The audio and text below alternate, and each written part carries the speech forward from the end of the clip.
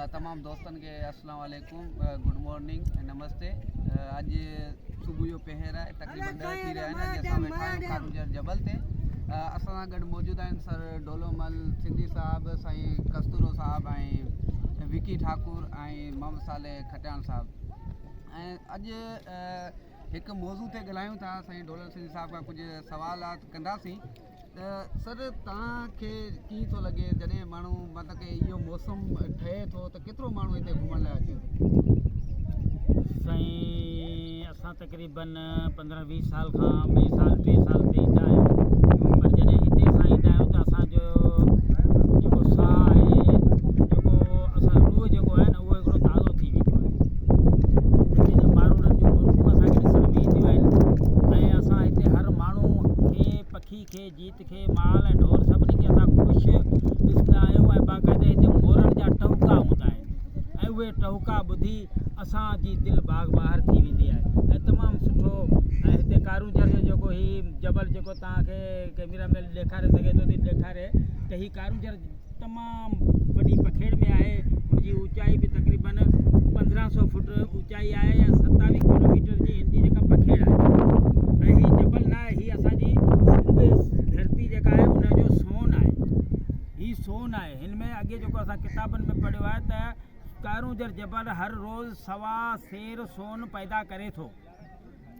1.25 सेर सोन पैदा करे थो। सोन हक़ीक़ी न आहे, पर हिन मां अहिड़ियूं जड़ियूं बूटियूं, हिन मां एतिरो माना त नाणे वारियूं शयूं जेके थिए उहे पैदा थींदियूं आहिनि, जेके उहे विकिणी माण्हू एतिरी रक़म गॾु थींदा आहिनि जो अॼु पोइ पुराणे दौर वारो 1.25 सेर, हींअर पोइ 1.25 सेर, हींअर तक़रीबन 3-4 लखनि जो जेको माना त हूंदो आहे। हीउ उन खां हींअर जेको उन खां बि मथे असांखे हीअ आमदनी ॾिए थो।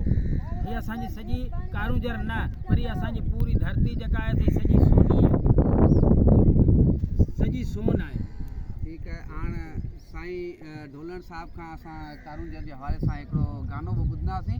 सो अचो त हिकिड़ो गानो ॿुधूं साईं ढोलण साहब जी। साईं मुंहिंजी पंहिंजी शाइरी आहे, पुराणी शाइरी मुंहिंजी कयल आहे, थर जे मारूड़नि जे लाइ, कारूंजर जे लाइ। बसि दिलि मां हिकिड़ी जेका आहे वीर जेका आहे उहा निकिती आहे। उन में असां मूं लिखियो आहे, जहिड़ो हाल तव्हांजे साम्हूं आहे। सर सचिन कुमार।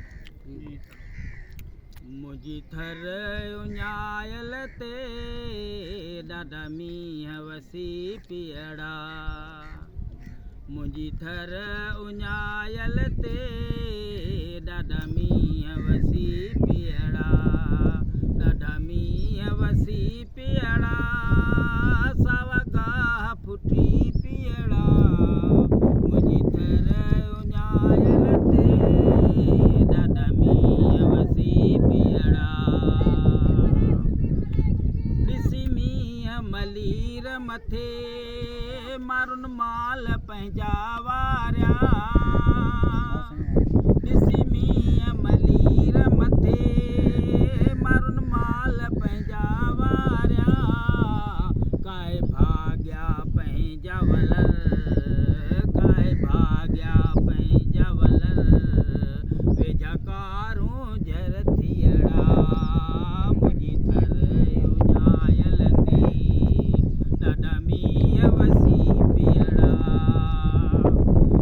थर मुंहिंजी आहे अमर, मिठी दीप लो शहर नंगर,